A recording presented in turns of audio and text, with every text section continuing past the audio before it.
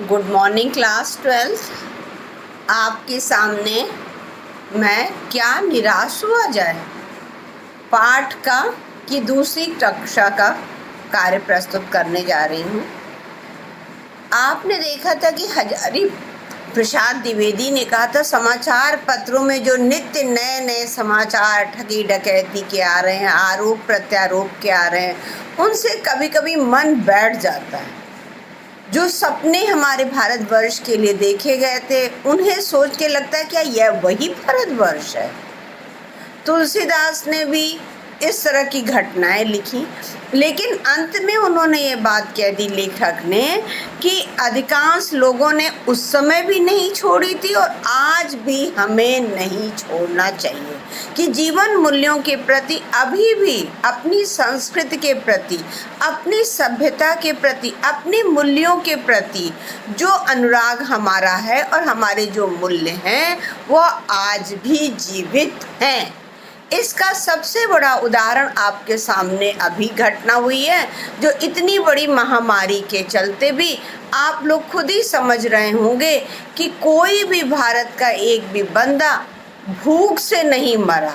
तो इसका मतलब तो यही हुआ ना कि अभी हमारे अंदर मूल्य जीवित है और उन्हीं जीवित मूल्यों के कारण जो भी सरकार के द्वारा व्यवस्था की गई वो अलग, लेकिन प्रत्येक मानव ने अपने धर्म का निर्वाह ईमानदारी के साथ किया। इसलिए मैं बार बार आपसे कह रही हूँ कि ये पाठ आपको लिटरेचर के क्वेश्चन के लिए भी इम्पॉर्टेंट है, साथ ही साथ ये पाठ एज निबंध है जो कि आप एस्से के रूप में भी प्रस्तुत कर सकते हैं, एस्से भी आ सकता है। इसलिए अब आप देखिए क्यों नहीं छोड़ना चाहिए, उसका कारण बता रही है, क्यों लोगों का विश्वास कम हो रहा है, इस पे आपको पॉइंट्स मिलते चले जाएंगे। फर्स्ट है जो कुछ भी दिखाई दे रहा है वह बहुत साल पहले की मनुष्य निर्मित नीतियों की त्रुटि की देन है।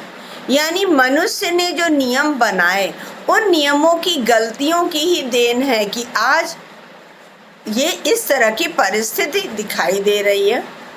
मनुष्य की जो बुद्धि होती वह हमेशा नई परिस्थितियों का सामना करने के लिए नए सामाजिक विधि और निषेधों का पाठ बनाती है।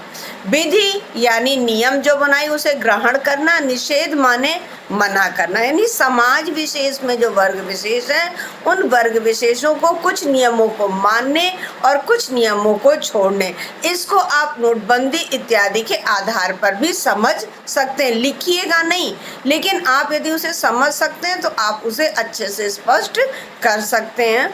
उनके ठीक न साबित होने पर उन्हें बदलती है, अर्थात मैंने जो नियम बनाया वो मैंने अपने आसपास के लोगों और उनकी सुविधाओं को देखते हुए बनाया। जो दूसरा व्यक्ति आएगा वो फिर उनमें करेगा, जिनके कारण उन्होंने क्या किया है, ऊहापोह है लोगों के अंदर, ग्रहण त्याग है, संशोधन, परिवर्तन, यानी कौन सा नियम ग्रहण करें कौन सा छोड़ें। तो इस सब का सिलसिला बना ही रहता है। उथल पुथल भी होती है, कई बार दुर्व्यवस्था के कारण निरीह व्यक्तियों का कष्ट भी बढ़ता है। बहुधा सुविधा भोगी वर्ग की स्थिति में परिवर्तन के कारण व्यक्ति विशेष पूरी तरह ध्वंस हो जाता है। अर्थात जो सुविधा भोगी व्यक्ति हैं जिन्होंने कि नियमों क्योंकि जो बनाए हैं नियम वो सुविधा भोगी वर्ग है, उनके कारण जो व्यक्ति विशेष है, जो निम्न प्रकार का व्यक्ति है, वो क्या होता है, पूरी तरह से ध्वंस हो जाता है। ध्वंस माने नष्ट होता है। नियम कानून सबके लिए बनाए जाते हैं पर मनुष्य समाज बहुत जटिल प्रक्रियाओं से होकर गुजरकर और भी जटिल होता है और कभी भी एक नियम सुखकर नहीं होते। अर्थात एक नियम किसी एक वर्ग विशेष के लिए सुखकर है, दूसरे वर्ग विशेष के लिए सुखकर नहीं होगा। इसलिए कहे गए हैं कि मनुष्य की बुद्धि से निर्मित व्यवस्था त्रुटि युक्त होती है। त्रुटि युक्त यानी गलतियों से। क्यों? क्योंकि मैं जिस आसपास के वातावरण में रह रही हूँ, मैं वहीं के लोगों की विशेषताओं और कमियों को देखते हुए ही बनाऊंगी। इसीलिए कहा गया कि मनुष्य निर्मित जो व्यवस्था होती है वह त्रुटि युक्त होती है। सामयिक कायदे कानून कभी कभी युग पूर्व से परीक्षित आदर्शों से टकराते भी हैं। मानी जो युगों से चले आ रहे हैं आदर्श, उन आदर्शों से आज जो हम नियम बनाएंगे उनमें टकराहट होगी, जो कि अब भारतीय संस्कृति और जो अब हम आधुनिकीकरण यानी पाश्चात्य संस्कृति की तरफ बढ़ रहे हैं, जिनका दोनों से टकराहट दिखाया गया है। इससे ऊपरी सतह आलोड़ित भी होती है, पहले भी हुआ है और आगे भी हो। इससे हताश नहीं होना। तो अर्थात आप बता देगा क्यों नहीं हमें हताश होना है। क्यों? क्योंकि मनुष्य निर्मित जो व्यवस्था है वह त्रुटि युक्त होती है और वह सामयिक कायदे कानून जो होते हैं युग पूर्व परीक्षित आदर्शों से टकराते हैं। एक जो सुविधाभोगी वर्ग है वह अपने अनुसार बनाता है, लेकिन जो दूषित व्यक्ति विशेष है वह पूरी तरह से ध्वंस हो जाता है। इसलिए मूल्यों के प्रति लोगों की आस्था कम हुई है, लेकिन समाप्त नहीं हुई है। पहला पॉइंट हो गया। नेक्स्ट है, भारतवर्ष ने कभी भी भौतिक वस्तुओं के संग्रह को महत्व नहीं दिया। इसे आप इस तरह से देख लीजिएगा कि जब विश्व में आर्थिक मंदी का लोगों दौर आया, अमेरिका जैसा महान देश या अन्य देश उस आर्थिक मंदी के शिकार हो गए, लेकिन हमारा भारतवर्ष नहीं हुआ। क्यों? क्योंकि हमारे अंदर है, हम लोगों की, भारतीयों की, सबसे पहले एक तो ग्रामीण संस्कृति के कारण, और दूसरी तरफ है कि हमारे अंदर बचत की जो भावना है, जिसके कारण जो कहा गया है कि भौतिक वस्तुओं के संग्रह यानी दिखावा रूपी प्रवृत्ति की नहीं है लोगों। उसकी दृष्टि में मनुष्य के भीतर जो महान आंतरिक तत्व यानी कि जो आप आज के उदाहरण में देख लेंगे, किसी को भी भूखा न रहना, यह आंतरिक तत्व स्थिर रूप से बैठा है, वही परम और धर्म। परम और धर्म यानी श्रेष्ठ मानवीय मूल्य अभी भी जीवित व्यक्ति के अंदर यानी प्रत्येक भारतीय के अंदर है। क्यों? लोभ, मोह, काम, क्रोध आदि विचार नहीं है बल्कि विकार मनुष्य में स्वाभाविक रूप से, अर्थात प्रत्येक व्यक्ति होगा जिसके अंदर लोभ, मोह, काम, क्रोध इत्यादि भावना होगी, पर उनको प्रधान शक्ति मान लेना और अपने मन तथा बुद्धि को उन्हीं के इशारे पर छोड़ देना। यानी प्रत्येक व्यक्ति के अंदर लोभ, मोह, काम, क्रोध इत्यादि भावना है, लेकिन मनुष्य उन्हीं को महान मान ले और अपनी बुद्धि को, क्यों? क्योंकि बुद्धि जो होती है वह उचित और अनुचित की सलाह देती है। बुद्धि को उन्हीं के सहारे छोड़ देना निकृष्ट आचरण, निकृष्ट यानी गिरा हुआ आचरण है। भारतवर्ष ने कभी भी इनको महत्व नहीं दिया। क्यों? इन्हें सदा संयम के बंधन में बंध कर रखने का प्रयास किया। अर्थात जो लोभ, मोह इत्यादि हैं, थोड़ी देर के लिए हमें किसी भी चीज़ के प्रति देखा होगा आपने, आकर्षण जरूर होता है, लेकिन वह आकर्षण स्वाभाविक है, वह आपको ईश्वर प्रदत्त है, लेकिन आप उसको कितना अपनी बुद्धि के द्वारा, अपनी शिक्षा के द्वारा उसको कितना नियंत्रित कर लेते हैं, यह आपकी विशेषता। और इसी नियंत्रण के कारण मनुष्य और पशु में अंतर होता है।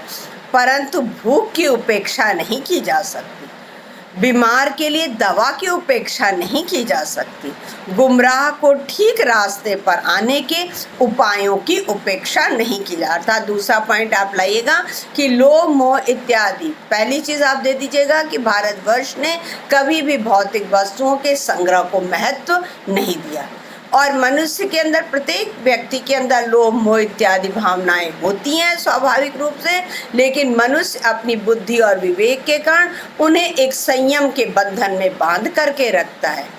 यद्यपि वो भूख के कारण यदि किसी का लोभ, मोह इत्यादि करता है तो वह गलत नहीं है। किसी बीमार व्यक्ति को यदि दवा के लिए वह धन इत्यादि हड़प रहा है तो वह गलत नहीं है। क्यों? क्योंकि उसकी हम उपेक्षा ही नहीं कर सकते, वह एक ऐसी मानवीय मनोवृत्ति है। लेकिन मेरा पेट भरा हुआ है और लेकिन फिर भी मैं लोभ मोह में पड़ करके जो निरीह और भोले भाले व्यक्तियों का वो करूं, धन हड़पूं, यह प्रवृत्ति भारतवर्ष में आपका ये कहना होगा कि नहीं है, लेकिन वह प्रतिशत कम है। इसलिए उन्होंने कहा कि हमें कभी भी निराश नहीं होना चाहिए।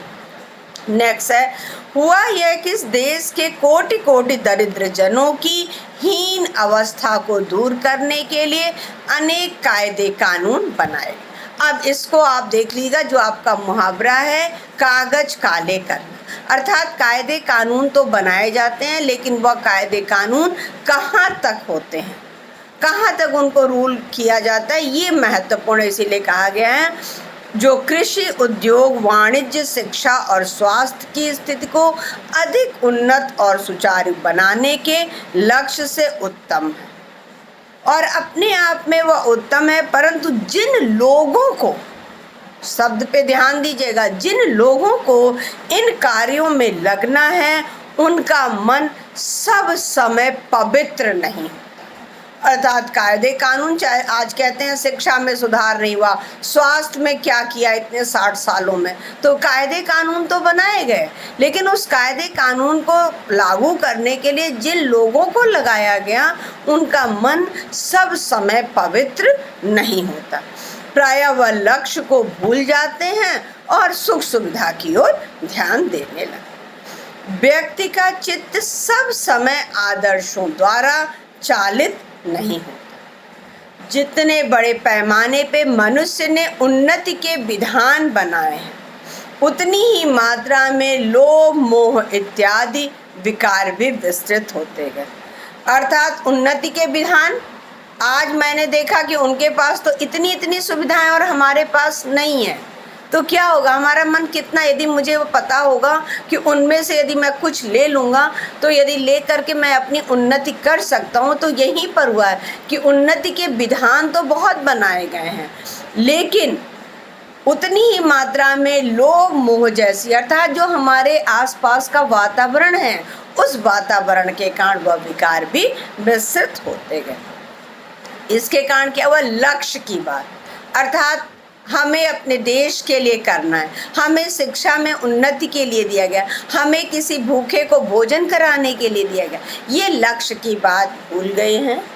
आदर्शों को मजाक का विषय बनाया गया है, संयम को दकियानूसी मान लिया गया है।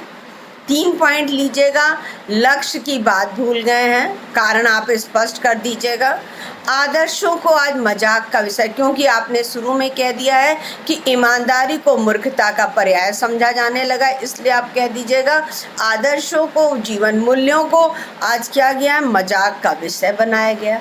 और लोभ मोह इत्यादि पे जो संयम के बंधन में आपको बांधने के लिए इससे पहले कह रहे थे उसको क्या किया गया, दकियानूसी मान लिया गया। परिणाम जो होना था वो हो रहा है। यह कुछ थोड़े से लोगों के बढ़ते हुए लोभ का नतीजा है।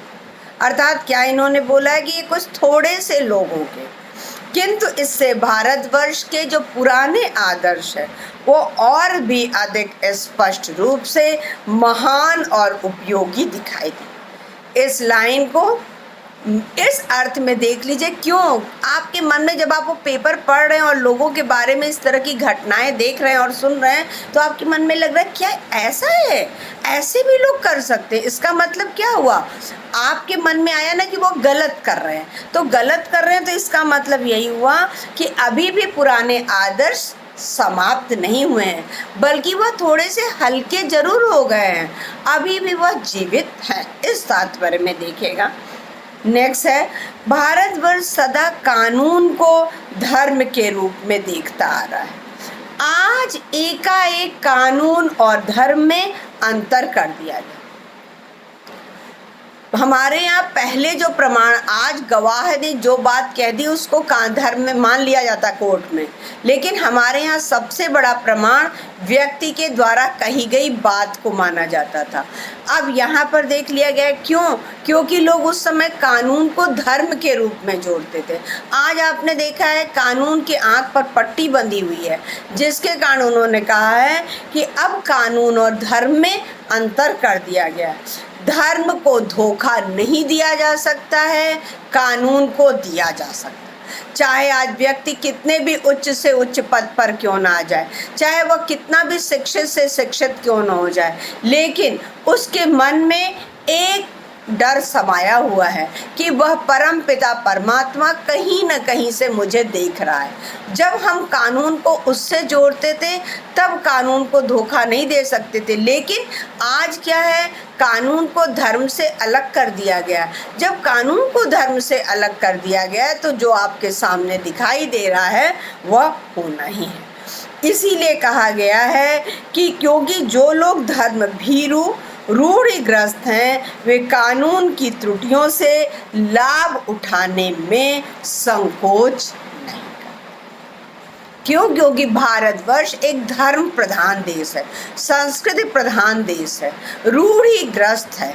लेकिन आज जब कानून को धर्म से अलग कर दिया गया है तो जो कानून की त्रुटियां हैं कि सिर्फ गवाही पे ही माना जाएगा, आप कितना धन खर्च करके अपने पक्ष में अपने कानून को कर सकते हैं, वही महत्वपूर्ण होगा, जिसके कारण कि लाभ उठाने में संकोच नहीं। यहाँ तक आपके पॉइंट्स हुए। अब इन्होंने सिद्ध किया कि इस बात के पर्याप्त प्रमाण खोजे जा सकते हैं कि समाज के ऊपरी वर्ग में जो भी हो रहा हो, भीतर भीतर भारतवर्ष अब भी अनुभव कर रहा है।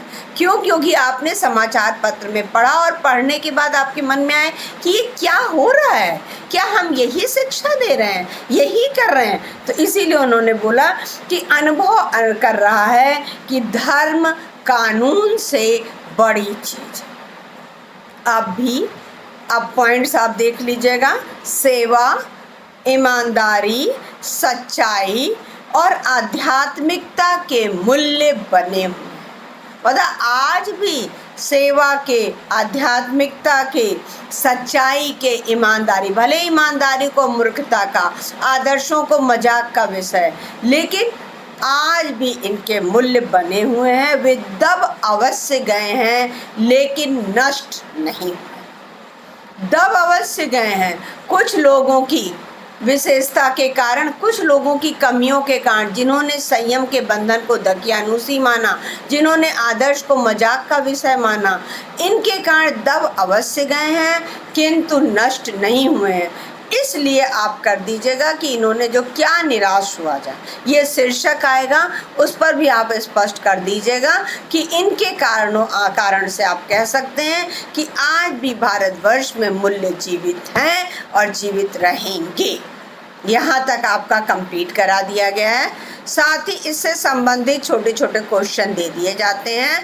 नेक्स्ट आपका जो दूसरा है उसमें सिर्फ 2 उदाहरण हैं। यदि आप उन दोनों उदाहरणों को पढ़े रहेंगे तो आपको साथ में जब बोलते जाएंगे हम तो स्पष्ट होता जाएगा।